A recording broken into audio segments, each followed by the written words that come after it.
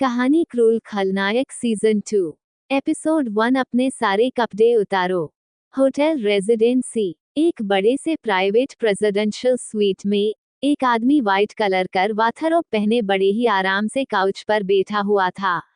उसके हाथ में वाइन की एक ग्लास थी और वो अपने होठों पर जीत वाली मुस्कान लिए अपने सामने घुटनों के बल बैठी एक लड़की को देख रहा था। प्लीज उन सभी को जाने दो। मैं माफी मांगती हूँ तुमसे। तुम बोलो तो मैं तुम्हारे पैर पड़ने के लिए भी तैयार हूँ। तुम बोलो तो मैं अपनी नाक भी रगड़ने के लिए तैयार हूँ। प्लीज ये सब रोक दो। मेरे पापा को जेल से बाहर निकाल दो, वो बेकसूर है। उन्होंने कुछ भी नहीं किया है, तुम इस बात को अच्छी तरह से जानते हो। प्लीज मेरे पापा को जेल से बाहर निकाल दो। मेरी माँ हॉस्पिटल में है। मेरा मंगेतर जिंदगी और मौत से लड़ रहा है। मेरी छोटी बहन को तुमने किडनैप करवा दिया। एक ही पल में तुमने मुझसे मेरा सारा परिवार दूर कर दिया। जो भी हुआ उसमें मेरे परिवार की कोई गलती नहीं है। मैंने तुम्हें थप्पड़ मारी, मैंने तुम्हें बहुत कुछ सुनाई, मैंने जो कुछ भी बोली, जो भी की, उसके लिए मैं माफी मांगती हूँ। पर प्लीज मेरे परिवार को छोड़ दो। मेरे पापा को झूठ इल्जाम में पुलिस पकड़ कर ले गई है। उन्होंने कोई चोरी नहीं की, कोई धोखा नहीं दिया है। उद्धरण चिन्ह। तुम इस बात को अच्छी तरह से जानते हो। मेरे पापा बहुत ईमानदार इंसान है। उन्होंने कभी भी किसी का दिल नहीं दुखाया, कभी नहीं, कुछ भी गलत नहीं किया। प्लीज उन्हें जेल से बाहर निकाल दो। तुम जो बोलोगे मैं वो सब कुछ करूंगी। बस मेरे परिवार को छोड़ दो, मेरी बहन को छोड़ दो। वो अभी बहुत छोटी है। वो बस 14 साल की है और तुमने उसकी किडनैप करवा लिया है। वो बहुत मासूम है, उसका इन सब में कोई भी लेना देना नहीं है। उसे छोड़ दो। उस लड़की ने काफी बुरी तरह से अपने दोनों हाथों को जोड़कर रोते हुए बोली। उस लड़की की बात सुनकर काउच में बैठे लड़की के होठों पर शैतानी मुस्कान आ जाती है और वह इस शैतानी मुस्कान के साथ ही उस लड़की को देखने लगता है जिसकी हालत काफी ज्यादा खराब थी और वह काफी बुरी तरह से रो रही थी। उसकी ऐसी हालत देखकर उस लड़के को काफी ज्यादा खुशी हो रही थी और वह वैसे ही खुश होते हुए बोला, बहुत जल्दी ही तुम्हें सब पता चल गया कि तुम गलत थी और मुझे ना बोलने का क्या अंजाम होता है, ये बात भी तुम्हें पता चल गई होगी। उस लड़के ने डेविल मुस्कान के साथ इस बात को बोला। हाँ, मैं गलत थी, मैं पूरी तरह से गलत थी। तुमने जो कुछ भी कहा था वह सच कहा था। पैसे से कुछ भी खरीदा जा सकता है, फिर वह चाहे इंसान हो या किसी का इनाम, सब खरीदा जा सकता है।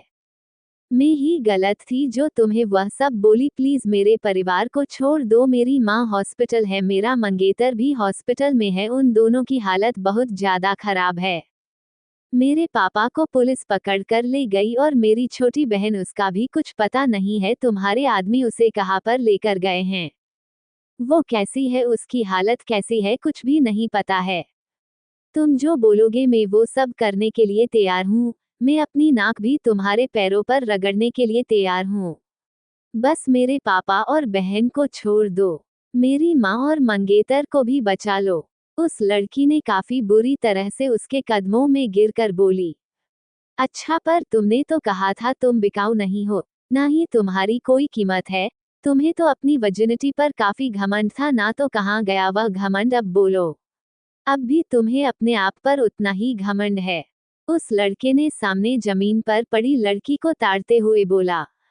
मैंने बोली ना, मैं गलत थी, मैं पूरी तरह से गलत थी। तुम सही थे। तुम जो बोलोगे मैं वह करने के लिए तैयार हूँ। प्लीज मेरे परिवार को छोड़ दो, उसने गिड़गिड़ाते हुए बोली। मैं तुम्हारी मदद क्यों करूँ, बदले मुझे क्या मिलेगा? उस लड़के ने डेविल मुस्कान के साथ बोला। तुम जो बोलो मैं सब करने के लिए तैयार हूँ। मैं तुम्हारी गुलाम बनने के लिए तैयार हूँ, उसने अपने आंसू साफ करते हुए बोली। ठीक है, तो फिर उतारो अपने सारे कपड़ों को, उस लड़के ने डेविल अंदाज में। एक पल के लिए तो वो लड़की अपनी जगह पर जम सी जाती हैं और बस उस लड़के को देखने लगती हैं। क्या हुआ? क्या तुम नहीं चाहती तुम्हारी बहन उन आदमियों के बीच से निकल पाए जो उसे नोचने को तैयार है? तुम्हारे प्यारे पापा जेल से बाहर निकले और तुम्हारा प्यार और माँ दोनों की जान बच जाए। अगर नहीं चाहती तो जा सकती हो यहाँ से। नहीं, नहीं मैं करूँगी, मैं सब करूँगी, मैं उतारूँगी अपने कपड़े, उस लड़की ने हार मानकर बोली। उसकी बात सुनकर वो लड़का उसे ही देखने लगता है। तो वो लड़की एक एक कर अपने सारे कपड़ों को उतारने लगती हैं। इसे भी उतारो, उसने बचे हुए कपड़ों को देखकर कहा। उस लड़की ने एक लंबी गहरी सांस ली और अपने बचे हुए कपड़ों को भी निकाल दी। अब उस लड़की के बदन पर एक भी कपड़ा नहीं था। उसका दुबला पतला सुंदर सा बदन उस लड़के की आंखों के सामने था और वो सर से लेकर पैर तक उस लड़की को ही घूर रहा था। उस लड़की ने अपनी मुट्ठी भींच रखी थी और उसकी आंखें बंद थी। उसने कसकर अपनी आंखों को बंद की थी और तभी उसे महसूस हुआ जैसे उसे किसी ने अपनी बाहों में उठा रखा है। उद्धरण चिन्ह। और अगले ही पल वो खुद को एक नर्म मुलायम बेड पर पाती हैं और अपने ऊपर किसी के भारी से शरीर को पाती हैं। वो डरते हुए ही अपनी आंखों को खोल कर देखती हैं। वो जैसे ही अपनी आंखें खोलती है उसकी आंखें उस लड़के की चमकती हुई आंखों से जा टकराती है। उद्धरण चिन्ह। जो जीत की डेविल मुस्कान लिए उसे ही घूर रहा था, उसके होंठ कांप रहे थे। और तभी उस लड़के ने अपने गर्म और सख्त होठों को ले जाकर उसके नर्म होठों से जोड़ दिया। उद्धरण चिन्ह। उस लड़के के होठों को अपने लिप्स में फिलकर उस लड़की ने कसकर अपनी आंखों को बंद कर लिया और तभी उसे अपनी पूरी बॉडी कांपती सी महसूस होती हैं।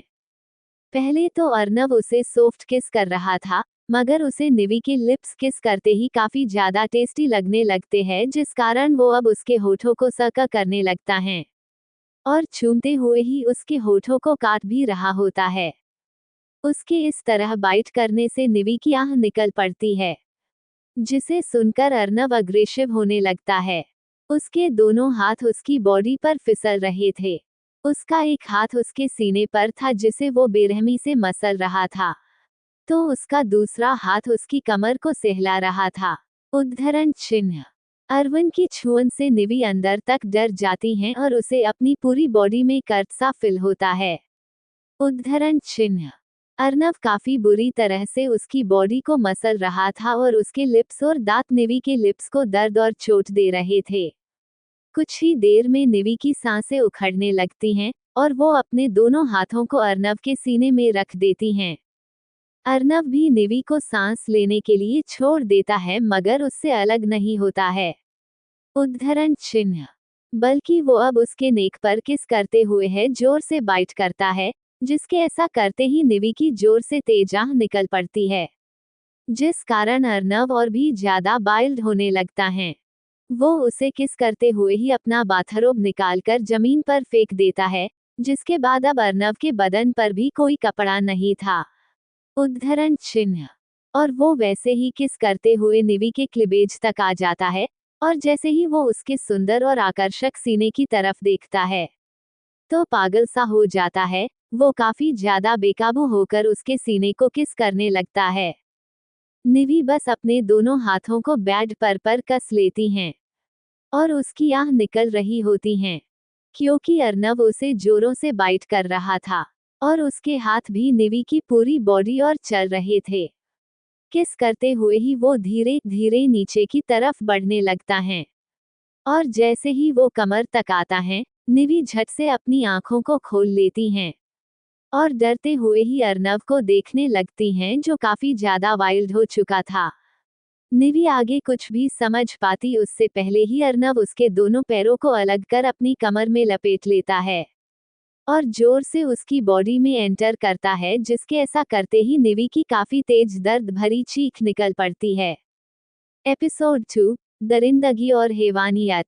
किस करते हुए ही वो धीरे धीरे नीचे की तरफ बढ़ने लगता है और जैसे ही वो कमर तक आता है, निवी झट से अपनी आंखों को खोल लेती हैं और डरते हुए ही अर्नव को देखने लगती हैं, जो काफी ज्यादा वाइल्ड हो चुका था और निवी को ऐसे देख रहा था जैसे वो पूरा का पूरा उसे बस निगल ही लेगा।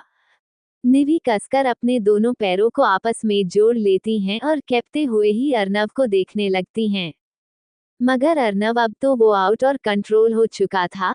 निवी का इस तरह अपने पैरों को जोड़ना उसे काफी ज्यादा गुस्सा दिला देता है और वो उसी गुस्से में आकर जोर से निवी की थाई में बाइट कर देता है, जिसके जोर से बाइट करते ही निवी की तेज चीख निकल जाती है। और जैसे ही वो अपने पैरों को थोड़ा सा भी हिलाती है, ठीक वैसे ही अर्नव निवी के दोनों पैरों को पकड़कर अलग कर देता है और अपने होठों को ले जाकर उसके सेंसिटिव हिस्से पर रख किस करने लगता है।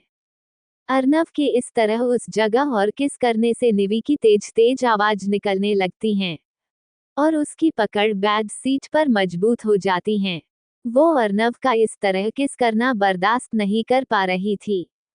उसकी हर एक किस और टच से निवी की कमर ऊपर की तरफ उठ रही थी और वो अरविंद को खुद से दूर धकेल देना चाहती थी, मगर वो ऐसा कुछ भी नहीं कर पाती हैं। उद्धरण चिन्ह। वो चाहकर भी अर्नव को खुद से दूर नहीं कर सकती थी।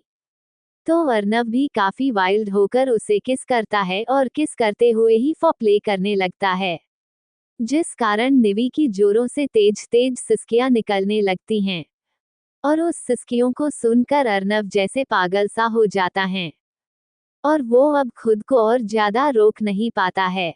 निवी आगे कुछ भी समझ पाती उससे पहले ही अर्नव उसके दोनों पैरों को अलग कर अपनी कमर में लपेट लेता है और जोर से उसकी बॉडी में एंटर करता है, जिसके ऐसा करते ही निवी की काफी तेज दर्द भरी चीख निकल पड़ती है और वो दर्द से झटपटाने लगती हैं। मगर अर्नव वो तो जैसे ही निवी की बॉडी में एंटर करता है, उसे काफी सुकून भरा एहसास होता है।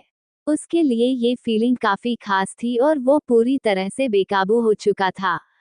वो काफी जोरों से शॉट लगाने लगता है, जिस कारण निवी की हालत काफी ज्यादा खराब होती जा रही थी और उसे काफी तेज दर्द हो रहा था।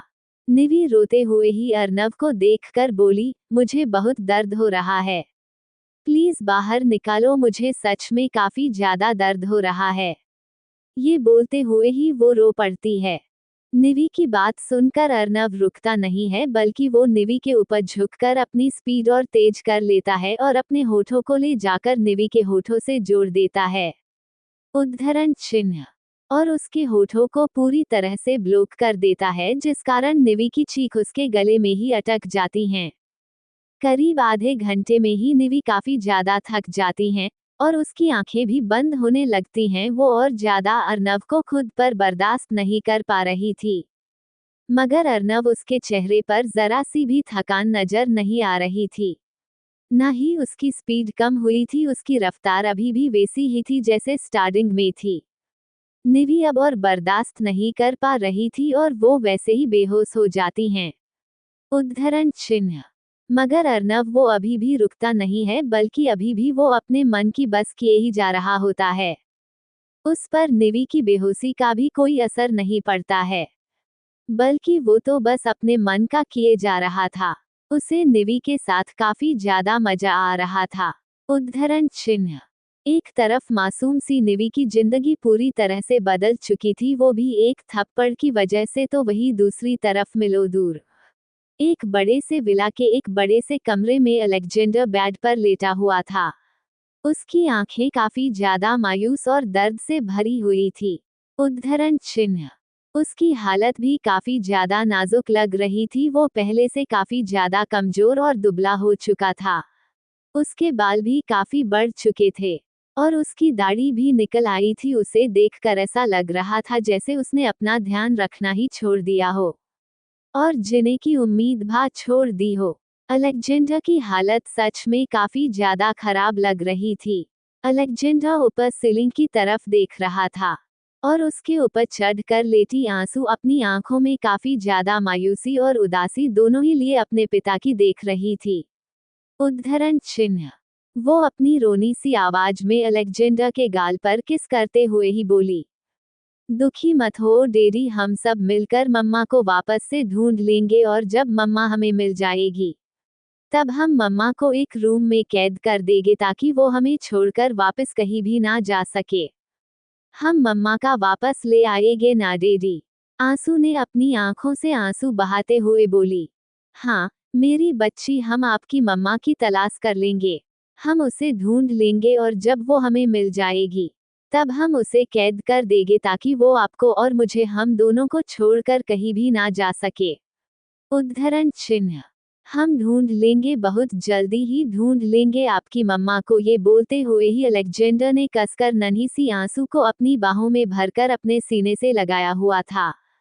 उन दोनों ही बाप बेटी की आंखों में आंसू थे और दोनों ही एक ही लड़की के लिए रो रहे थे, आंसू बहा रहे थे।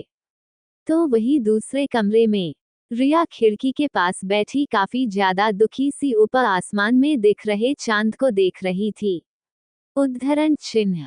और उसकी आंखें एकदम बेजान थी, बिल्कुल खाली, जैसे वो अब जीना नहीं चाहती हो। उद्धरण चिन्ह। रिया भी पहले से कुछ दुबली नजर आ रही थी। उसकी आंखों के नीचे भी काफी सारे डार्क सर्कल्स पड़ चुके थे और उसकी आंखें अंदर की तरफ चली गई थी। उद्धरण चिन्ह।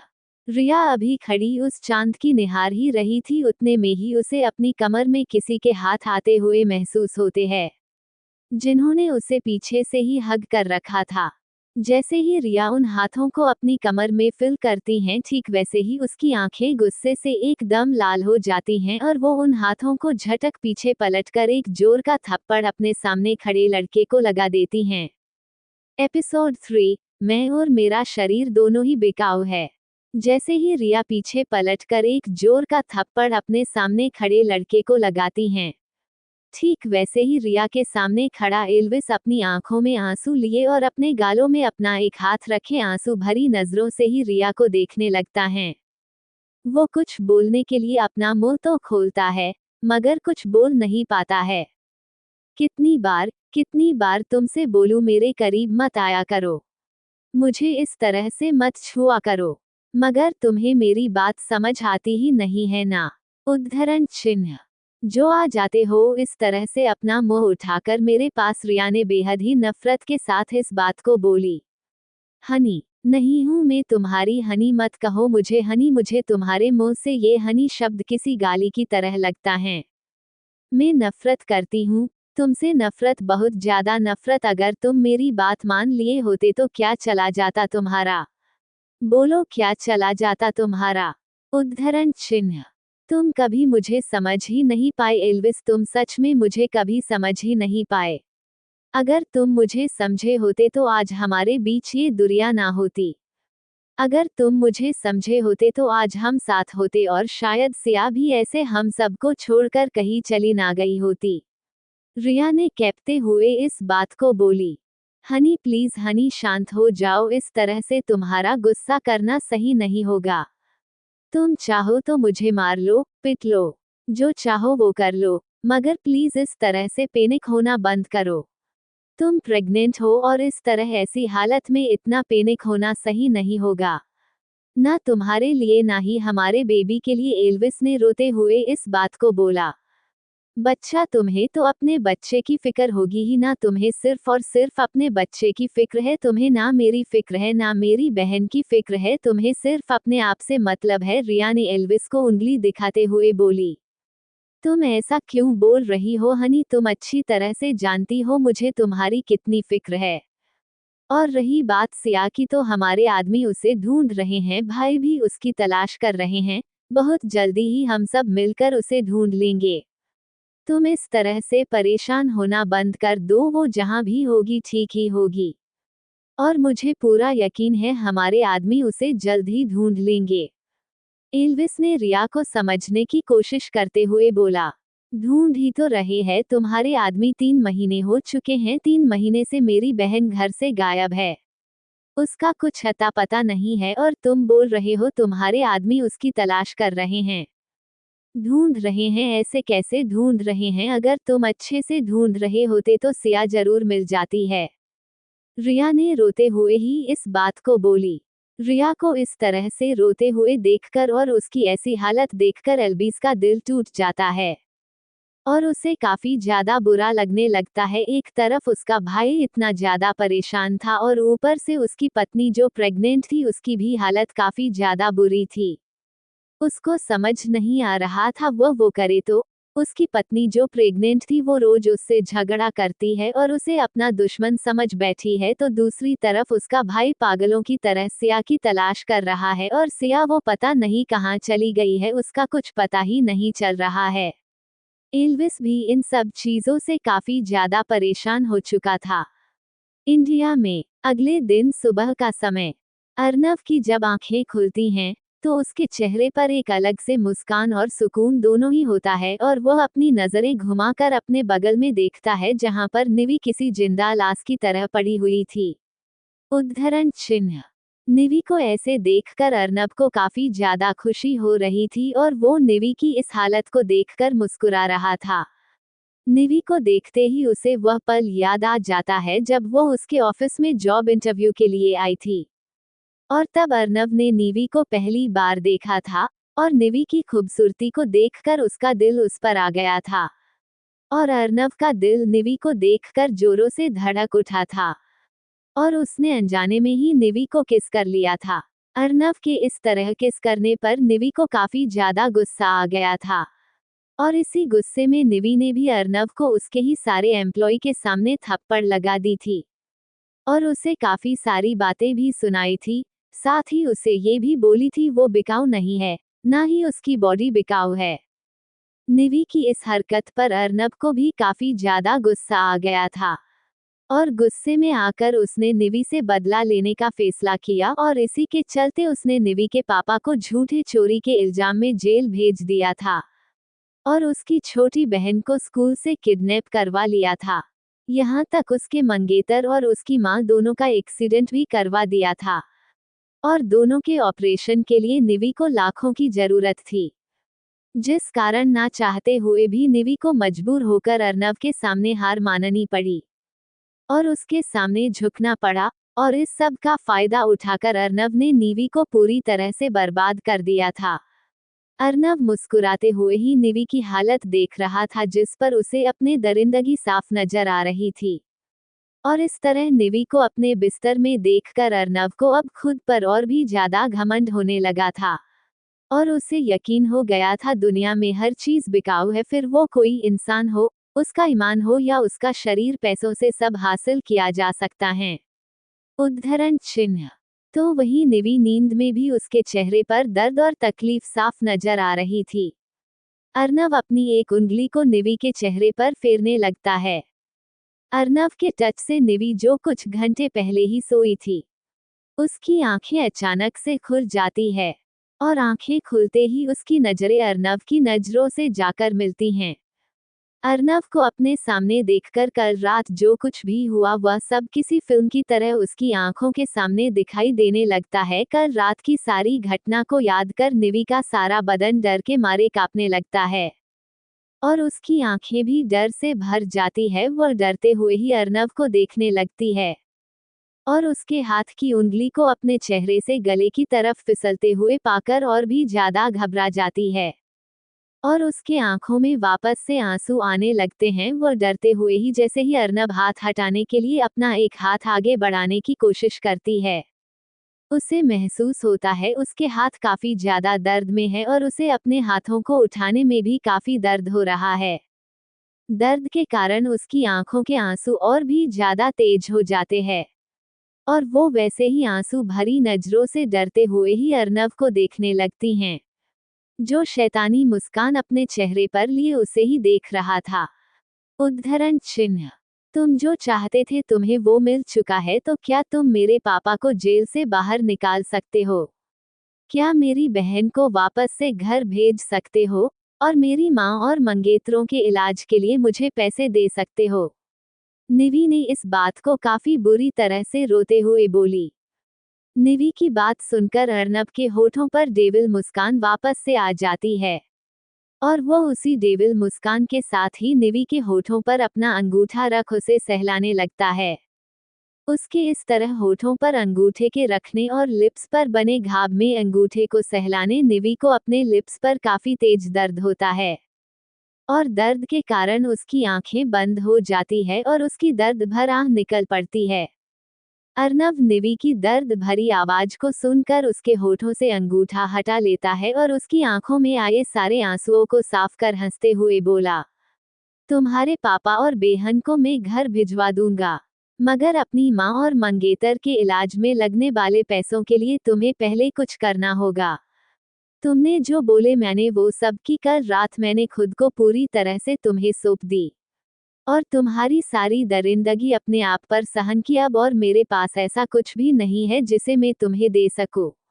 निवी ने रोते हुए बोली, तुमने मुझे वो दिया जो मैं तुमसे चाहता था, मगर अभी भी मेरा गुस्सा तुम पर से शांत नहीं हुआ है।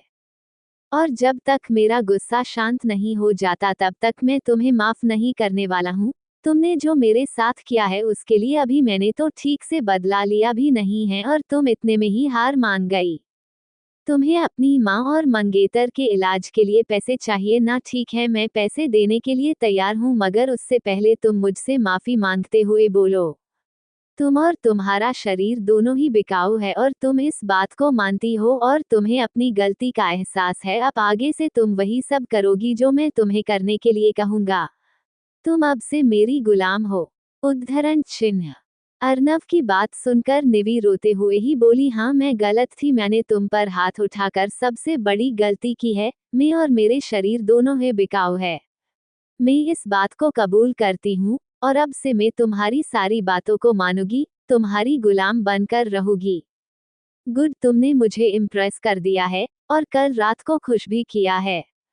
और तुमसे खुश होकर मैं तुम्हारी माँ और मंगेतर दोनों के इलाज के लिए पैसे देने को तैयार हूँ।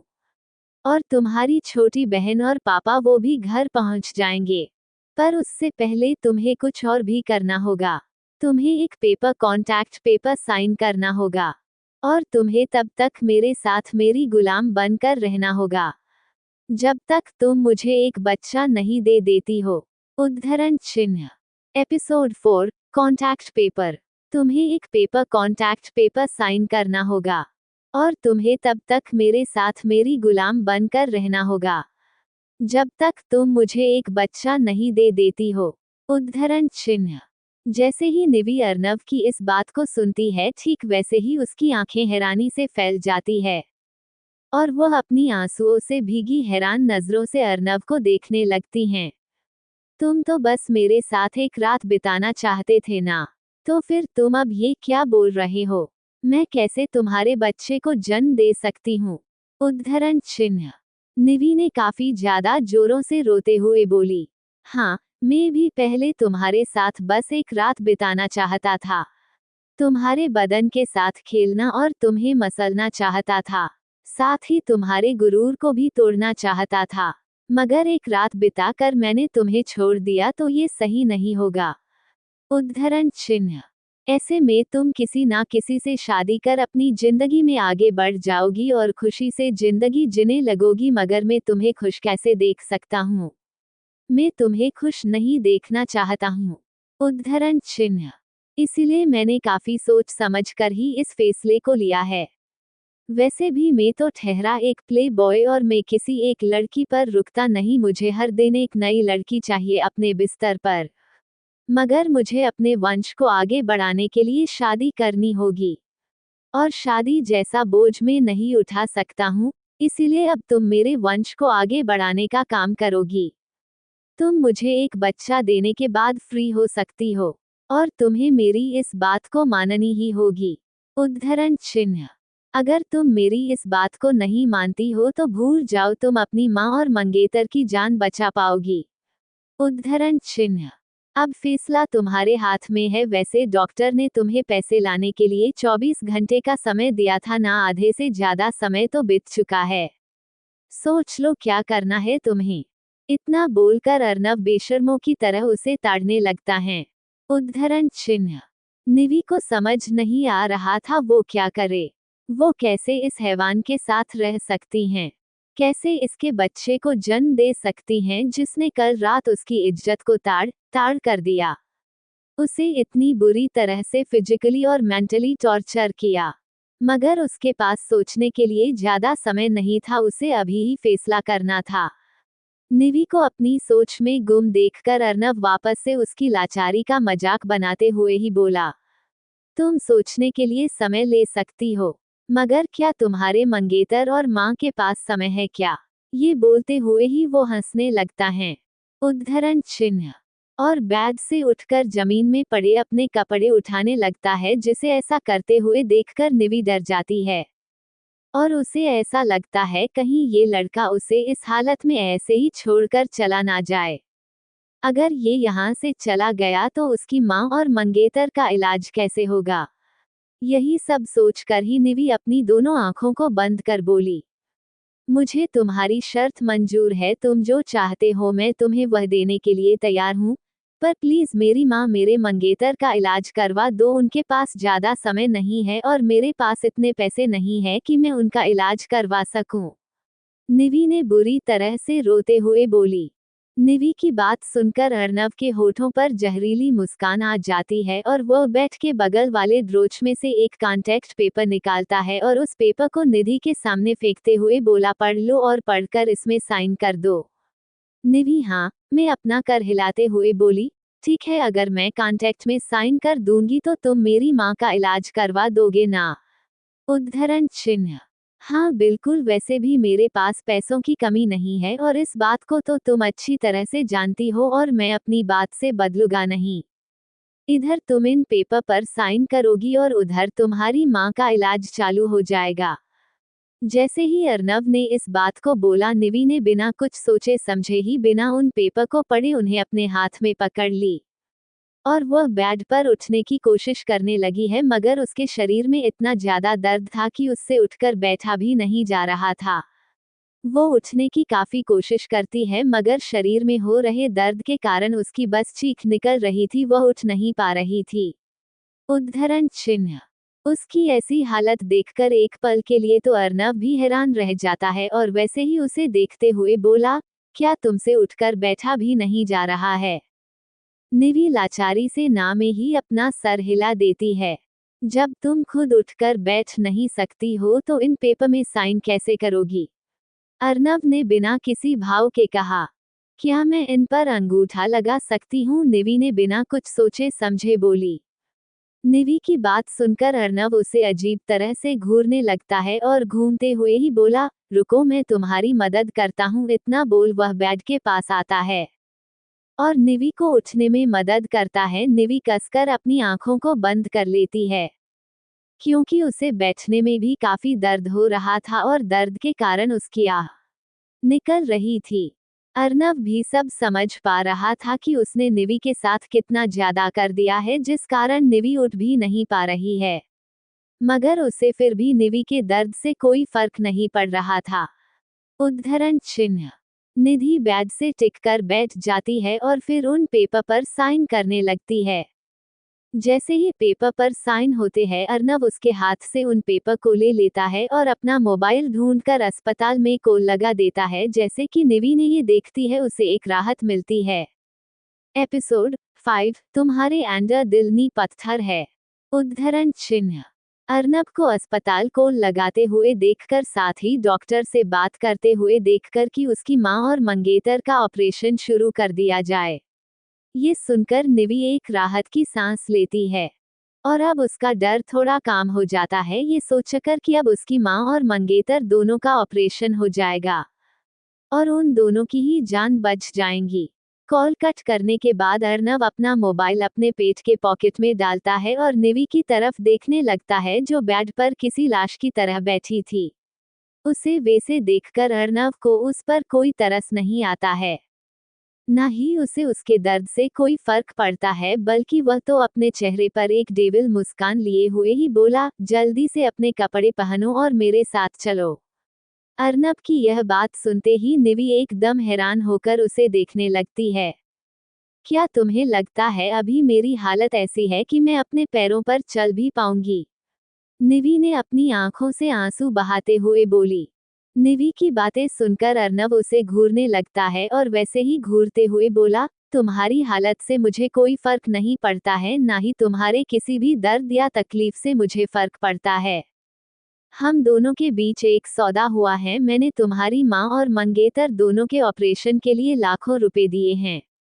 उनके ऑपरेशन की सारी जिम्मेदारी भी मेरी अपनी है और इसी सौदे के बदले पर तुमने मुझसे सौदा किया है कि तुम मुझे एक बच्चा दोगी और जब तक तुम मुझे एक बच्चा नहीं दे देती तब तक तुम मेरे साथ ही रहने वाली हो, मेरी गुलाम बनकर। अंडरस्टूड?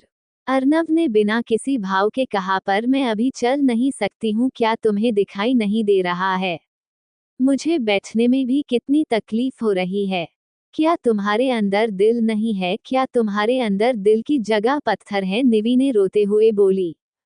तुम्हें जो समझना है तुम वो समझ सकती हो। वैसे भी मैंने तुम्हें साफ कहा है, मुझे तुम्हारे किसी भी दुख दर्द तकलीफ किसी भी चीज से किसी तरह का कोई फर्क नहीं पड़ता है। तुम मेरे लिए किसी सामान की तरह हो जिसे मैं जब चाहे इस्तेमाल कर सकता हूँ, जब मेरा मन करे अपनी जिंदगी से निकाल कर बाहर फेंक सकता हूँ। तो मुझे और बहस नहीं करनी है, जल्दी से अपने कपड़े पहनो, मेरे साथ चलो, तुम्हारे पास सिर्फ 5 मिनट का समय है, अर्नव ने इमोशनलेस चेहरे के साथ कहा। अर्नव की बात सुनकर निधि को काफी ज्यादा दुख होता है और उसे अपनी किस्मत पर ही तरफ आने लगता है कि क्यों वह इस आदमी के ऑफिस गई इंटरव्यू देने के लिए और क्यों उसने इस पर हाथ उठाए। मगर अब वो कुछ कर भी नहीं सकती थी, साथ ही वो उसके साथ कांटेक्ट में भी बन चुकी थी, जिस कारण उसके पास अब इस हैवान की बात मानने के अलावा कोई और दूसरा रास्ता भी नहीं था। निवी जैसे तैसे उठने की कोशिश करती है मगर उसकी हिम्मत जवाब दे देती है। वह नहीं हिल पा रही थी, नहीं डुल पा रही थी, पर फिर भी वो जितनी भी ताकत थी उसके अंदर सबको जमा कर जैसे तैसे उठकर खड़ी तो हो जाती है। मगर वह अपने कदमों को आगे नहीं बढ़ा पा रही थी। वह जैसे ही अपने कदमों को आगे बढ़ाने की कोशिश करती तो उसे अपने कमर पर काफी तेज दर्द होता है, जिस कारण उसकी दर्द भारी चीज निकल रही थी। अर्नव वहीं पर खड़ा चुपचाप सब कुछ देख रहा था, लेकिन निवी की चीख सुनकर भी उस पर जरा सा भी असर नहीं हो रहा था, ना ही उसके चेहरे पर थोड़ी सी भी शिकन थी। वह तो बस ऐसे खड़ा हुआ था जैसे उसे लग रहा था जैसे निवी बस नाटक कर रही है दर्द में होने का।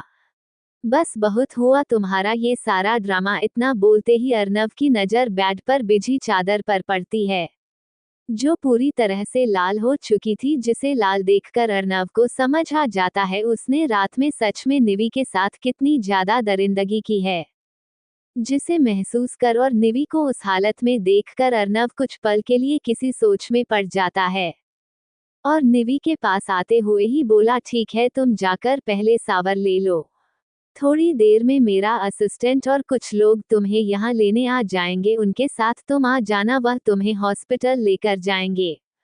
अर्नव की बात को सुनकर निवी हैरान होकर उसे देखने लगती है और वैसे ही हैरान होते हुए बोली, क्या हॉस्पिटल पर? क्यों? मुझे हॉस्पिटल नहीं जाना है, निवी ने हर बढ़ाते हुए बोली।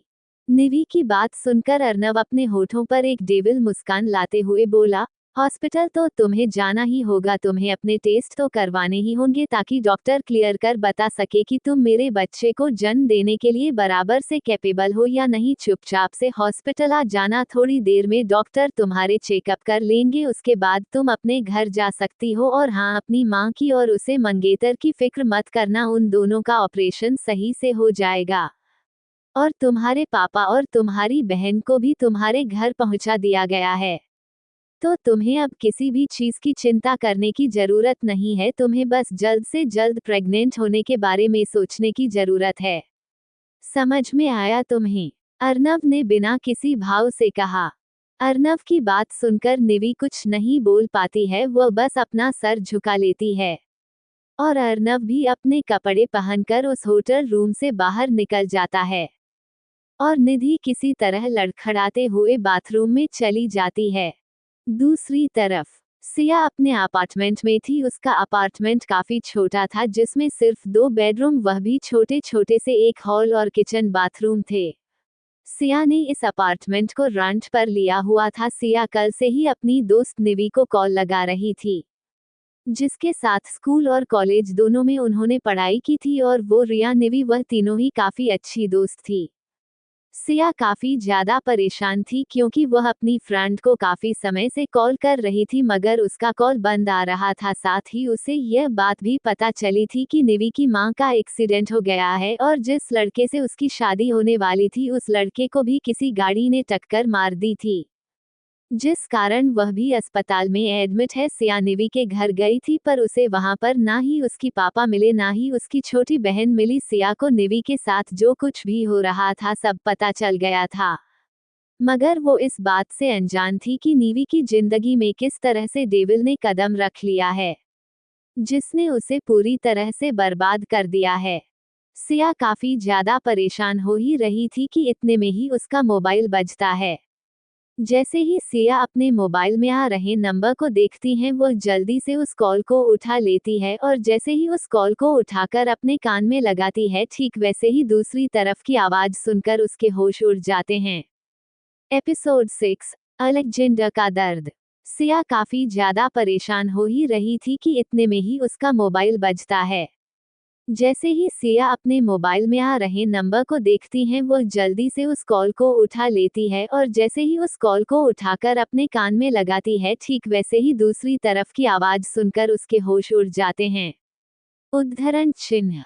दूसरी तरफ से निवी की रोती हुई आवाज सिया के कानों में पड़ती है, जो बुरी तरह से रोते हुए ही बोली, सिया सब कुछ खत्म हो गया है, मेरी जिंदगी पूरी तरह से तहस नहस हो चुकी है। उद्धरण चिन्ह। मेरी ही एक गलती की वजह से मेरे पूरे परिवार की हालत काफी ज्यादा खराब हो चुकी है। उद्धरण चिन्ह। मेरी ही एक गलती की वजह से सब कुछ खत्म हो गया। मैंने अपना सब कुछ खो दिया है सिया, और जो बचा है मैं उसे खोना नहीं चाहती हूँ। उद्धरण चिन्ह। मुझे कुछ समझ नहीं आ रहा है कि मैं क्या करूं। मैं बुरी तरह से फंस चुकी हूँ। मैं अब एक ऐसी जगह में फंस चुकी हूँ जिस जगह से निकल पाना मेरे लिए आसान नहीं होगा। ये बोलते हुए ही निवी काफी बुरी तरह से रो रही थी। उद्धरण चिन्ह। निवी, निवी क्या हुआ तुझे? तू ठीक तो है ना? तू इतना क्यों रो रही है? क्या किसी ने तेरे साथ कुछ किया है? मुझे बता ना निवी, देख हम दोस्त है, हम बचपन से ही साथ में पढ़े हैं। तू मुझसे कुछ छुपा नहीं, मुझे डर लग रहा है। क्या हो गया, कुछ तो बोल ना निवी। ये बोलते हुए ही सिया भी काफी ज्यादा डर जाती हैं और घबरा भी जाती हैं। उद्धरण चिन्ह। मैं तुझे सब कुछ बताऊंगी, पर अभी सब कुछ बताने का सही समय नहीं आया है। अगर कुछ कर सकती है तो प्लीज बस इतना कर, तू हॉस्पिटल चली जा और अस्पताल जाकर देख मेरी माँ का ऑपरेशन सही से हो पा रहा है या नहीं, और माँ की हालत कैसी है। प्लीज मुझे कॉल कर जरूर बता देना। मैं अभी हॉस्पिटल नहीं आ सकती हूँ और ना ही मैं अभी किसी और से मिल सकती हूँ। प्लीज तू मेरा इतना सा काम कर देंगी ना सिया?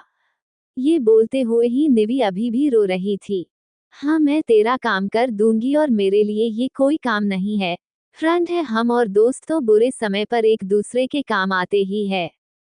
और वैसे भी जो दोस्त बुरे समय पर काम ना आया वह दोस्त कैसा? तू फिक्र मत कर, मैं अभी हॉस्पिटल जा रही हूँ और मैं तुझे आंटी की हालत के बारे में भी बता दूंगी। तू फिक्र मत कर, बस रोना बंद कर दे और प्लीज अपना ध्यान रखना, सिया ने निवी को समझाने की कोशिश करते हुए बोली। और इतना बोलकर सिया शांत हो जाती है, तो निवी भी बस हाँ में जवाब देने के बाद वो कॉल कट कर देती है। उद्धरण चिन्ह। अब सिया को पूरा यकीन हो गया था कि निवी के साथ कुछ ना कुछ गलत और बुरा हुआ है। ये सब सोचकर ही सिया को काफी बुरा लग रहा था, तो वही होटल रूम में निवी किसी तरह से नहाकर कपड़े पहनकर बेड पर बैठ जाती है। तभी कमरे का डोर खुल जाता है और बाहर से कुछ गार्ड, डॉक्टर और कुछ नर्स की यूनिफॉर्म पहने लड़की अंदर आती हैं। उन सभी को इस तरह से अंदर देखकर निवी डर जाती हैं।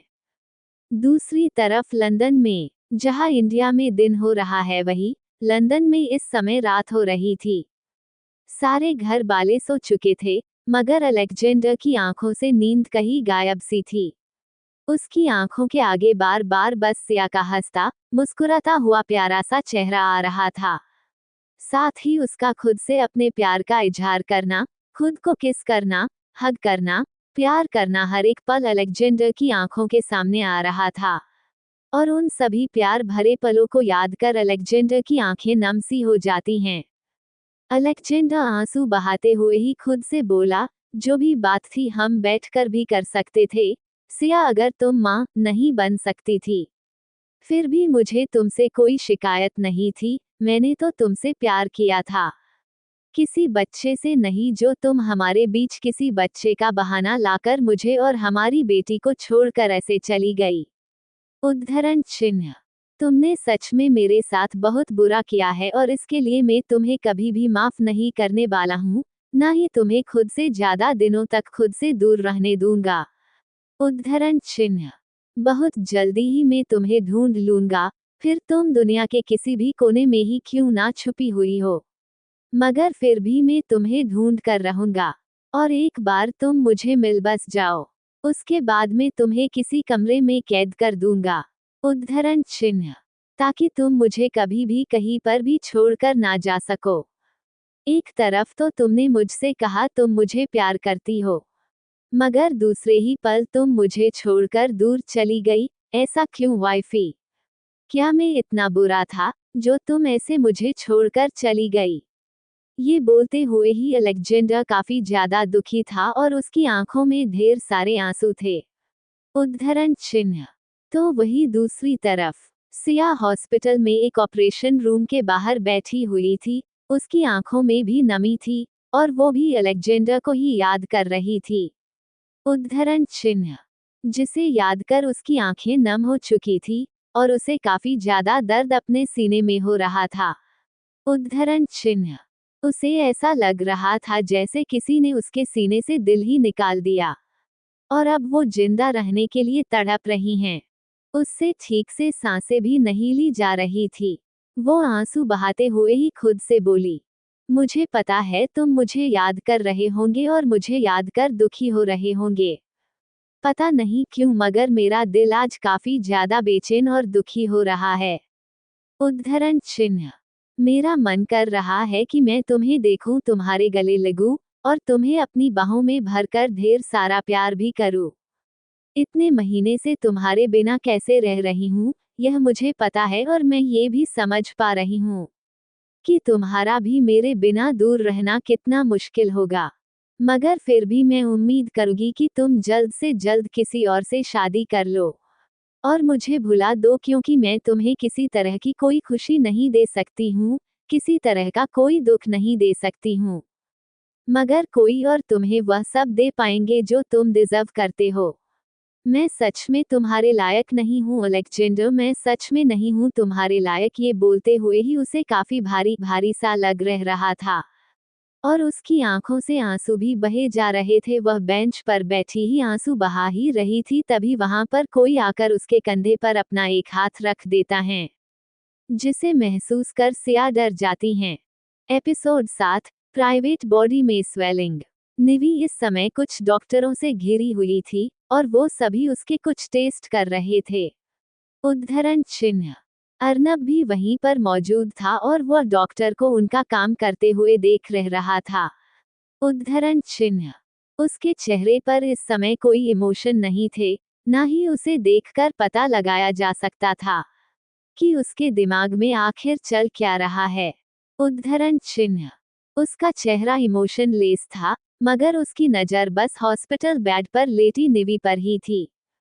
डॉक्टर जिसे चेक कर रहे थे, करीब 2 घंटे बाद निवी के सारे टेस्ट हो जाते हैं।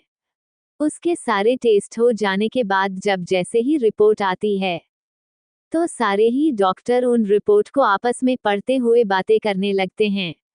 उद्धरण चिन्ह। अर्नब चुपचाप बैठा डॉक्टर को डिस्कस करते हुए देख रहा था, मगर जब उससे ज्यादा देर तक और इंतजार नहीं होता है, तब वो एकदम अपनी इमोशन लेस कड़क आवाज में बोला, क्या है रिपोर्ट में? क्या निवी एक हेल्थी बच्चों को जन्म दे सकती है? अर्नब की एकदम कड़क आवाज को सुनकर डॉक्टर डर जाते हैं और डरते हुए ही अर्नब को देखने लगते हैं, क्योंकि अर्नब की आवाज काफी ज्यादा खतरनाक थी जिसे सुनकर कोई भी डर जाए। एक डॉक्टर थोड़ा सा डरते हुए ही बोला, सर मिस निवी की सारी रिपोर्ट नॉर्मल आई है। वह आराम से एक हेल्दी बच्चे को कंसीव कर सकती हैं और उसे जन्म भी दे सकती है। उनकी रिपोर्ट में किसी तरह की कोई प्रॉब्लम नहीं है, बस उनकी बॉडी काफी कोल्ड है, जिस कारण से उन्हें काफी सारी चीजों के लिए सावधानी रखने की जरूरत है। उद्धरण चिन्ह। साथ ही उन्हें ठंडी चीजों से और ठंडी जगह से दोनों से ही बचकर रहने की जरूरत है। अगर आप दोनों एक हेल्थी बेबी चाहते हो तो आपको उसके लिए अभी से ही काफी सारी बातों का ध्यान रखना होगा। ये बोलते हुए ही डॉक्टर अर्नब को सारी बातों के बारे में बता देता है। निवी भी वहीं पर थी, जो खुद भी डॉक्टर की सभी बातों को सुन रही थी। और सभी की बातों को सुनकर निवी को अपने अंदर काफी ज्यादा दर्द फील हो रहा था। वो अभी सिर्फ 23-24 साल की थी और वो इतनी जल्दी किसी के बच्चे की मां नहीं बनना चाहती थी, खासकर बगैर शादी के तो बिल्कुल भी नहीं। मगर अब उसकी जिंदगी पर उसका खुद का कोई हक नहीं था। उसने एक तरह से खुद को किसी और को बेच दी थी और इस बात को वह काफी अच्छी तरह से जानती थी, जिस कारण उसे ना ही अर्नव को खुद के करीब आने से रोकने का हक था, ना ही उसे कुछ बोलने का हक था। उसने खुद को ही अर्नव की गुलाम बनाई थी और अब वो उस बात से पीछे नहीं पलट सकती थी। एक फीमेल डॉक्टर अर्नव को थोड़ी अजीब तरह से देखते हुए बोली, मिस्टर अर्नव, अगर आप चाहते हो कि मिस निवी जल्द से जल्द एक बेबी कंसीव कर ले, तो उसके लिए आपको मिस निवी का ध्यान रखना होगा। जिस तरह से कल रात हुआ, आपको उस चीज को अवॉइड करना होगा। मैंने मिस निवी की बॉडी देखी है, उनकी पूरी ही बॉडी बुरी तरह से जख्मी है, खासकर उनका प्राइवेट पार्ट में काफी ज्यादा इंजरी है और स्वेलिंग भी है। इसलिए मैं आपको यही सलाह दूंगी, आपको कुछ दिन मिस निवी से दूर रहना होगा। अगर आप दूर नहीं रहते हो और कल जो हुआ वही सब बार बार करते हो, तो फिर मुश्किल हो जाएगा कि निवी कभी भी फ्यूचर में मां बन पाए। उस डॉक्टर की बात को सुनकर निवी डर जाती है और उसे डर लगने लगता है। मगर अर्नव के चेहरे पर जरा सी भी सेकंड तक नहीं थी, ना ही उसे देखकर ऐसा लग रहा था जैसे उसे डॉक्टर की किसी बात की कोई भी परवाह है। नहीं, उसे निवी की कोई फिक्र है। थोड़ी देर वैसे ही बात करने के बाद अर्नव निवी को लेकर अपने साथ जाने लगता है। निवी को चलने में काफी ज्यादा दर्द और तकलीफ हो रही थी, जिस कारण वह ठीक से चल भी नहीं पा रही थी। वो काफी धीमी धीमी चल रही थी, तो वही अर्नव अपने लंबे लंबे कदमों से चल रहा था, जिनके कदमों से कदम मिलाकर चल पाना निवी के लिए काफी मुश्किल था। निवी अर्नव से काफी पीछे छूट गई है, जिस कारण वो अपनी जगह पर रुककर पीछे पलट कर देखता है। निवी काफी धीमी धीमी चल रही थी। उसे इस तरह से धीमे चलते हुए देखकर अर्नव को गुस्सा आने लगता है। उद्धरण चिन्ह। अर्नव वैसे ही गुस्से में अपने दांत में मिसाते हुए बोला, क्या तुमने अपने पैरों पर मेहंदी लगा रखी है, जो इतनी धीमी धीमी चल रही हो? अगर तुम्हें मेरे साथ नहीं चलना है तो बता सकती हो, मुझे भी तुम्हारे साथ चलने का कोई शौक नहीं है, ना ही तुम्हें अपने साथ रखने का कोई शौक है।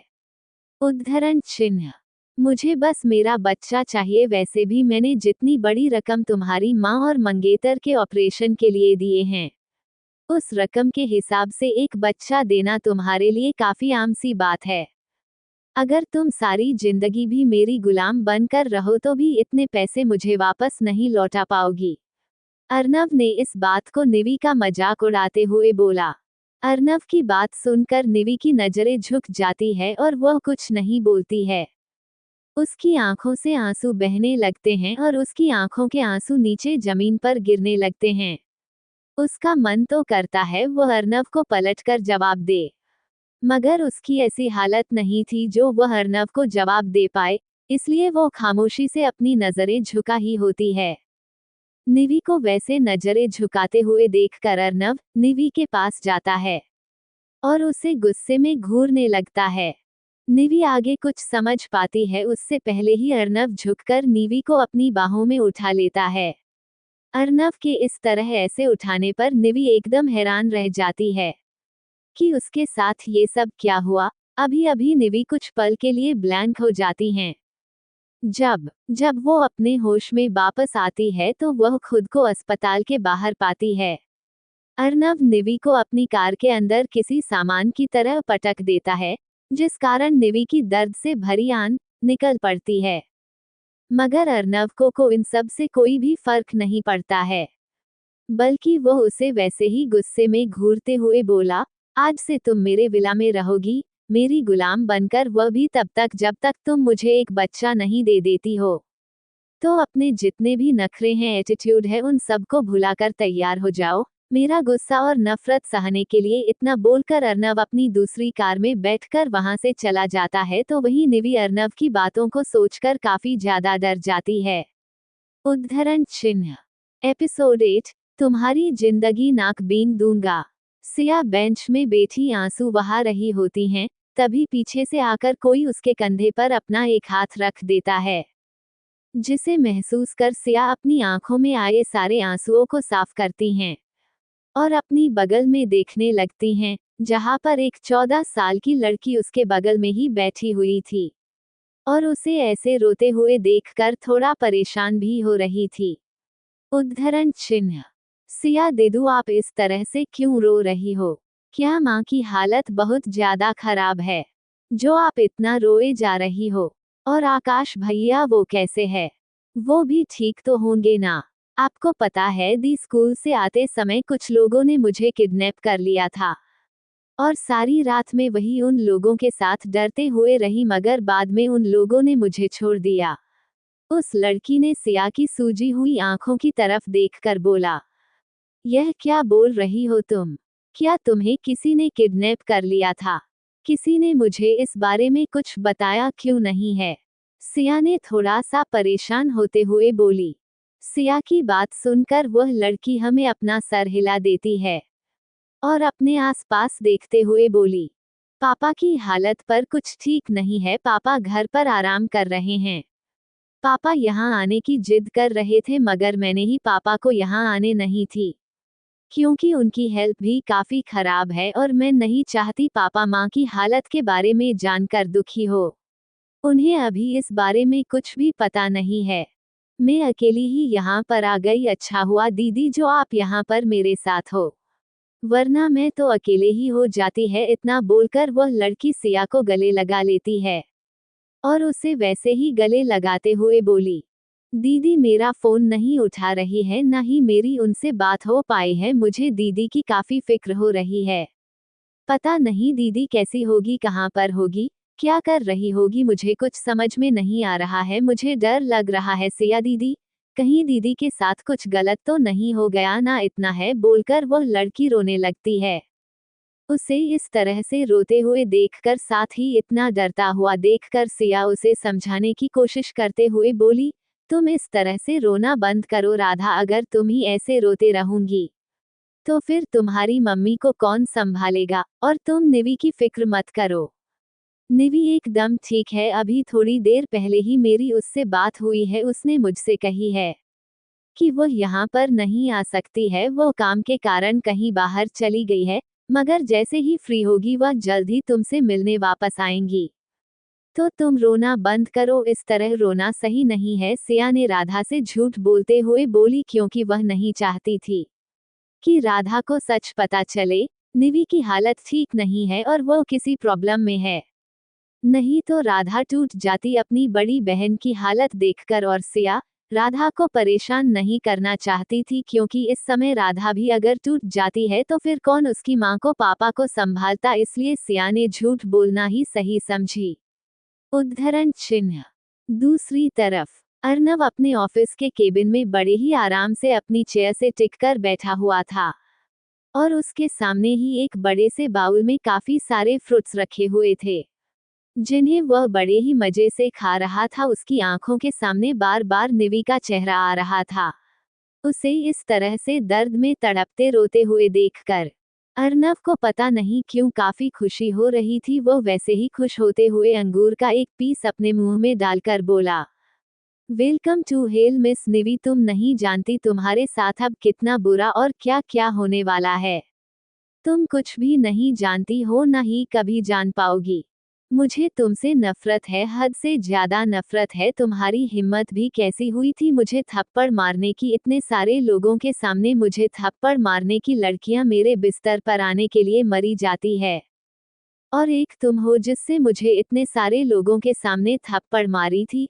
उस थप्पड़ का बदला तो मैंने तुमसे ले लिया है, लेकिन अभी भी मेरा गुस्सा शांत नहीं हुआ है। मेरा गुस्सा तब शांत होगा जब तुम मेरे बच्चे की माँ बनोगी, और उस बच्चे को जन्म देने के बाद मैं तुमसे उसे छीन लूंगा। इसके बाद तुम्हारे पास कुछ भी नहीं बचेगा। इतना बोलकर अर्नब जोरों से हंसने लगता है और हंसते हुए ही बोला, अब से तुम्हारी उल्टी गिनती शुरू हो गई है। तुम मेरे घर में किसी बेस्ट सामान की तरह पड़ी रहने वाली हो। जिसे मैं जब चाहे तब इस्तेमाल कर सकता हूँ और जब मन किया था उसे फेंक सकता हूँ। तुम मुझे इन सब के लिए मना भी नहीं कर पाओगी, मैं तुम्हारी जिंदगी नर्क बनकर रख दूंगा। उद्धरण चिन्ह। मैं तुम्हारा जीना मुश्किल कर दूंगा। तुम्हें छोड़ने वाला नहीं हूँ। इतना बोल वो वापस से फ्रूट्स खाने लगता है। उद्धरण चिन्ह। एक बड़ी सी कार एक बड़े से विला के सामने आकर रुकती है और उस कार के अंदर से निवी बाहर निकलती हैं। वो जैसे ही बाहर निकलती हैं, उसकी आंखों के आगे अंधेरा छाने लगता है और वो जैसे ही आगे बढ़ने के लिए अपने कदमों को बढ़ाती है, ठीक वैसे ही उसका सर घूमने लगता है और वो चक्कर खाकर नीचे जमीन पर ही बेहोश होकर गिर पड़ती है। उद्धरण चिन्ह। Episode 9, monster Arnab. एक बड़ी सी कार एक बड़े से विला के सामने आकर रुकती है और उस कार के अंदर से निवी बाहर निकलती हैं। वो जैसे ही बाहर निकलती हैं, उसकी आंखों के आगे अंधेरा छाने लगता है और वो जैसे ही आगे बढ़ने के लिए अपने कदमों को बढ़ाती है, ठीक वैसे ही उसका सर घूमने लगता है और वो चक्कर खाकर नीचे जमीन पर ही बेहोश होकर गिरने लगती हैं। उद्धरण चिन्ह। जिसे इस तरह से गिरते हुए देखकर ड्राइवर जल्दी से निवी के पास आता है, मगर तब तक निवी जमीन पर गिर जाती है। उसे इस तरह से जमीन पर गिरते हुए देखकर ड्राइवर डर जाता है और उसे डर लगने लगता है कहीं निवी को कुछ हो गया तो उसका डेविल बॉस उसे ही इसके लिए ब्लेम न करें। ड्राइवर जल्दी से गार्ड को बुलाकर उसकी मदद से निवी को घर के अंदर लेकर जाता है और उसे कमरे पर ले जाकर बेड पर लेटा देता है। घर में मौजूद सारी ही मेड इस तरह से किसी लड़की को पहली बार इस घर में आते हुए देखकर, वह भी बेहोशी की हालत में आते हुए देखकर काफी ज्यादा सरप्राइज होती है और आपस में बातें करने लगती है। ये लड़की कौन है? आज से पहले तो इस घर में कभी कोई लड़की नहीं आई है, न ही सर ने किसी लड़की को अपने घर तक लेकर आए, तो फिर ये लड़की कौन है और इस तरह से हमारे बॉस के घर पर क्यों आई है? लगता है बॉस को कोई लड़की पसंद आई है, इसीलिए बॉस का ड्राइवर उसे यहाँ पर लेकर आया है। मगर बेहोश क्यों है? इसकी हालत भी कुछ ठीक नहीं लग रही है। सारी ही मेड आपस में बातें कर रही होती है। तभी एक मेड कुछ सोचते हुए बोली, अगर हमारे इस लड़की को पसंद करते हैं तो हमें इसे अच्छे से ट्रीट करना होगा। अगर कहीं हमने इसके साथ में मिसबिहेव किया और यह बात बॉस को पता चली तो हो सकता है बॉस हमें इस जॉब से ही बाहर निकाल दे। उस मेड की बात सुनकर दूसरी में भी हमें अपना सर हिला देती है। हॉस्पिटल। कुछ घंटे बाद ऑपरेशन रूम का डोर खुलता है और डॉक्टर बाहर निकलते हैं। डॉक्टर को देखकर सिया और राधा जल्दी से उसके पास जाते हैं। डॉक्टर, अब मेरी माँ कैसी है? राधा ने अपनी आंखों में आए आंसुओं को साफ करते हुए बोली। राधा की बात सुनकर डॉक्टर अपने चेहरे से मास्क निकालते हुए बोला, अब तुम्हारी माँ खतरे से बाहर है और ऑपरेशन सक्सेसफुली हो गया है, तो तुम्हें घबराने की कोई जरूरत नहीं है। 12 घंटे में उन्हें होश आ जाएगा। डॉक्टर की बात सुनकर सिया और राधा दोनों ही राहत की सांस लेती हैं। तो तभी दूसरे ऑपरेशन रूम का भी डोर खुलता है और वहां से भी डॉक्टर बाहर निकलते हैं, जिसे देखकर राधा उधर भी भागते हुए जाती है और बाहर निकले डॉक्टर से पूछती है, डॉक्टर, मेरे जीजा जी कैसे हैं? वो खतरे से बाहर तो है ना? राधा ने आस भरी नजरों से डॉक्टर को देखते हुए बोली। राधा की बात सुनकर डॉक्टर हमें अपना कर हिलाते हुए बोला, घबराने वाली कोई बात नहीं है, अब तुम्हारे जीजा ठीक है और कुछ घंटे में उन्हें होश आ जाएगा। हम उन्हें नॉर्मल वार्ड में शिफ्ट कर दे रहे हैं, उसके बाद तुम मिल सकती हो। इतना बोलकर डॉक्टर वहां से चले जाते हैं। डॉक्टर की बात सुनकर राधा की जान में जान आई है, तो सिया भी राहत के साथ लेती हैं। दीदी, आपने सुना, माँ और जीजा जी दोनों ठीक है, अब बस दीदी जल्दी से लौट कर आ जाए। मुझे उनकी बहुत याद आ रही है। पापा की भी हालत कुछ ठीक नहीं है, राधा ने दुखी होते हुए बोली। राधा की बात सुनकर सिया हमें अपना सर हिला देती है और दुखी होते हुए अपने मन में बोली, कहाँ है तू निवी? मुझे डर लग रहा है कहीं तू किसी बड़ी मुसीबत में ना फंस जाए। ये सोचकर ही सिया को डर लग रहा होता है। रात का समय। निवी अभी भी गहरी नींद में ही बेड पर आराम से सो रही होती हैं। उद्धरण चिन्ह। वो जब से यहाँ पर आई थी तब से ही बेहोशी की हालत पर सो रही थी और अभी तक जागी नहीं थी। अर्नव वहीं पर निवी के पास ही खड़ा उसे अपनी इमोशनल लेस डेवल निगाहों से देख रहा था। निवी सोते हुए काफी मासूम और प्यारी लग रही थी, बिल्कुल किसी छोटे बच्चे की तरह। तो अर्नव उसे ऐसे देख रहा था जैसे निवी उसका शिकार है और वो खुद शिकारी। कुछ देर वैसे ही निवी को देखते रहने के बाद अचानक से अर्नव निवी के पास ही जाकर बैठ जाता है और निवी को सर से लेकर पांव तक देखने लगता है। निवी की बॉडी का शेप एकदम परफेक्ट था, उसके फिगर भी एकदम परफेक्ट थे। निवी को कुछ देर वैसे ही देखने के बाद अर्नव का एक हाथ निवी के चेहरे पर चलने लगता है और वो अपनी उंगली उसके फेस पर चलाते हुए बड़े ही सनकी अंदाज में बोला, इतने सुकून से सोते हुए तुम बिल्कुल भी अच्छी नहीं लग रही हो। मैं तुम्हें अपने सामने रोते, तड़पते, गिड़गिड़ाते हुए देखना चाहता हूँ। मैं तुम्हारी जिंदगी नर्क बना देना चाहता हूँ। मैं तुम्हें इतना मजबूर कर देना चाहता हूँ कि तुम खुद अपने आप से नफरत करने लगो। उस पल को हमेशा कोसो जिस पल तुमने मुझे थप्पड़ मारा था। अगर उस दिन प्यार से मेरी बात मानकर मुझे वो दे देती जो मैं चाहता था तो आज तुम्हारी हालत ऐसी ना होती। इतना बोल उसकी उंगली निवी के सूजी हुई लिप्स पर चली जाती हैं। उद्धरण चिन्ह। जैसे ही अर्नव की उंगली निवी के लिप्स को टच करती हैं, ठीक वैसे ही निवी की नींद में ही दर्द भरी आह निकल जाती हैं और तभी उसकी आंखें भी खुल जाती है। जैसे ही निवी की आंखें खुलती हैं उसकी आंखों के आगे अर्नव का चेहरा नजर आता है जो उसे ही डेविल मुस्कान लिए देख रहा था। अर्नव को इस तरह से अपने इतने करीब देखकर निवी डर जाती हैं और डर के कारण वो हड़बड़ाकर जल्दी से उठने लगती हैं, जिसके चक्कर में उसे काफी तेज दर्द होता है और उसकी दर्द भरी आह निकल पड़ती है। वो कसकर अपनी आंखों को बंद कर लेती हैं और उसकी बंद आंखों से आंसू की बूंदें गिर पड़ती है। उसे इस तरह से देखकर अर्नव को काफी ज्यादा खुशी होने लगती हैं और वो उसका एक हाथ पकड़कर अपनी तरफ खींच लेता है। उद्धरण चिन्ह। इस तरह खिंचे जाने के कारण निवी खुद को संभाल नहीं पाती हैं और वो सीधे अर्नव के सीने से जा लगती हैं। निवी को अपनी बाहों में पाकर अर्नव की बॉडी में कर्ट सा दौड़ता है और वो निवी को बेड पर धक्का देकर खुद उसके ऊपर आ जाता है। ये सब कुछ इस तरह से होता है कि निवी कुछ भी समझ नहीं पाती हैं और जैसे ही उसे कुछ समझ आता है, अर्नव ने उसके दोनों हाथों को ऊपर की तरफ कर हैंडकफ से बांध दिया था और उसे ही अपनी हवसी नजरों से घूरे जा रहा था। इस तरह अपने दोनों हाथों को बंधा हुआ देखकर निवी बहुत ज्यादा घबरा जाती है और उसकी आंखें आंसुओं से भीग जाती हैं। निवी के दोनों हाथ ऊपर की तरफ बंधे हुए थे, जिस कारण उसके चेस्ट और ज्यादा उभर कर नजर आ रहे थे, जिसे देखकर अर्नव को अपनी बॉडी में एक अलग सी हलचल सी महसूस होती है और वो एक एक कर अपनी शर्ट की बटन को खोलने लगता है।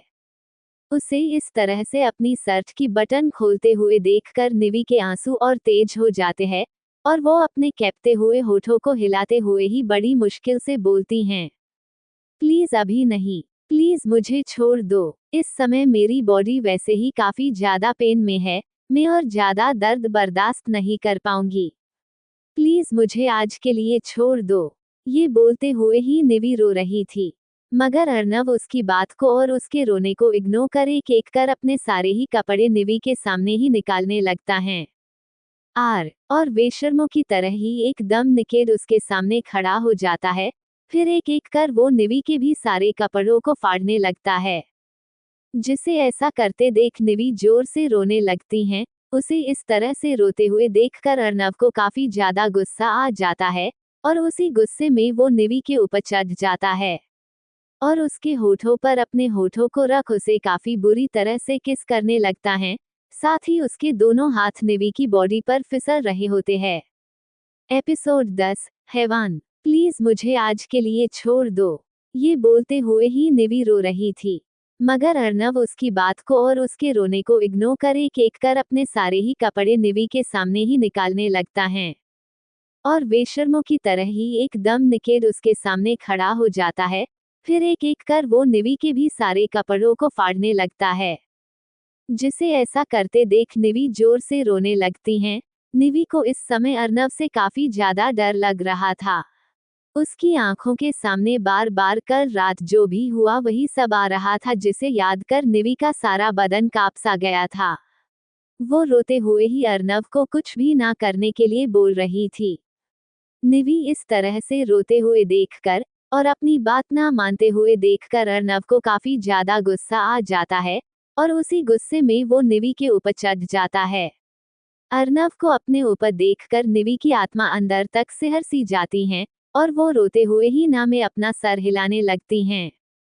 निवी की ना सुनकर अर्नव को काफी ज्यादा गुस्सा आने लगता है, क्योंकि निवी ने खुद कबूल की थी वो उसकी गुलाम है और उसकी सारी बातों को मानेगी, मगर वो इस समय उसकी बातों को मानने से इनकार कर रही थी, जिस कारण अर्नव का गुस्सा बढ़ता ही जा रहा था। और उसी गुस्से में आकर वो अपने होठों को ले जाकर निवी होठों को रख उसे काफी बुरी तरह से किस करने लगता है। निवी के दोनों ही हाथ पहले ही ऊपर हैंडकफ से बंधे हुए थे, जिस कारण वो किसी भी तरह का कोई विरोध नहीं कर पा रही थी, न ही अर्नब को खुद से दूर धकेल पा रही थी, जिस कारण अर्नब काफी पूरी तरह से उसे किस किया जा रहा था। अर्नब किस करते हुए ही जोर से उसके होठों पर वाइट करता है, जिस कारण से निवी जैसे ही दर्द से चिल्लाने के लिए अपने होठों को अलग करती है, ठीक वैसे ही मौके का फायदा उठाकर अर्नब अपनी टक को निवी के माउथ में डाल देता है और अपनी टक को उसके पूरे मुंह में घुमाते हुए उसके मुंह का स्वाद लेने लगता है। इस समय निवी को काफी ज्यादा गंदा फील हो रहा था। उसने कभी भी ऐसा कुछ नहीं की थी, मगर ये आदमी उसके साथ सब कुछ जबरदस्ती कर रहा था। वह चाहकर भी खुद को इस आदमी से आजाद नहीं कर पा रही थी। उसकी आंखों से लगातार आंसू बह रहे थे। एक तरफ अर्नब निवी के होठों को छोड़ने के लिए तैयार नहीं था, तो वही उसके दोनों हाथ निवी की बॉडी पर फिसल रहे होते हैं। अर्नब बुरी तरह से निवी की पूरी बॉडी पर अपने हाथों को घुमा रहा था। अर्नब का एक हाथ निवी के कमर पर था, तो उसका दूसरा हाथ उसके सीने पर था, जिसे वो प्रेस कर रहा था। कुछ देर तक निवी को पेसनेट किस करने के बाद अर्नब उसके होठों को छोड़कर उसके गर्दन पर किस करने लगता है और निवी जोरों से गहरी लंबी सांसें लेने लगती हैं, तो अर्नब उसके हाथ अभी भी उसकी बॉडी पर फिसल रहे थे। निवी रो रही थी और खुद को छोड़ देने के लिए भीख मांग रही थी, मगर अर्नब रुकने का नाम ही नहीं ले रहा था। वह बस अपने मन की किए जा रहा था। धीरे धीरे उसकी किस काफी ज्यादा बाइट में बदलने लगती है और वह निवी को किस के साथ ही बाइट भी करने लगता है और धीरे धीरे नीचे की तरफ बढ़ने लगता है। जैसे ही वह निवी के सीने पर आता है, उसकी नजर उसके सुंदर से चेस्ट पर ही थम सी जाती है और वह अपने होठों को ले जाकर उसके सीने पर रख देता है और उसे चूमने लगता है। इस समय अर्नब आउट ऑफ कंट्रोल हो चुका था। वह बस बीवी को पूरी तरह से निगल लेना चाहता था। निवी के सीने को चूमते हुए वो उसे वाइट भी कर रहा था, जिस कारण निवी की हल्की हल्की सिसकियां निकल रही थी, जो अर्नब को काफी ज्यादा मदहोश कर रही थी। अर्नब के हाथ निवी की कमर को लगातार प्रेस कर रहे थे, तो दूसरा हाथ से वह उसकी सीने को सहला रहा था। कुछ देर तक वैसे ही उसके सीने पर किस और वाइट करने के बाद और वो नीचे की तरफ बढ़ता है और उसकी नाभि पर अपनी जीभ को ले जाकर किसी स्नैक की तरह शक करने लगता है, जिसके ऐसा करने पर निवी भी काफी ज्यादा बेचैन हो रही थी और उसकी बॉडी भी अब उसका साथ छोड़ रही थी और अर्नब एकदम मदहोश सा होते हुए उसकी पूरी बॉडी को किस कर रहा था। साथ ही उसे काफी बुरी तरह से प्रेस भी किया जा रहा था।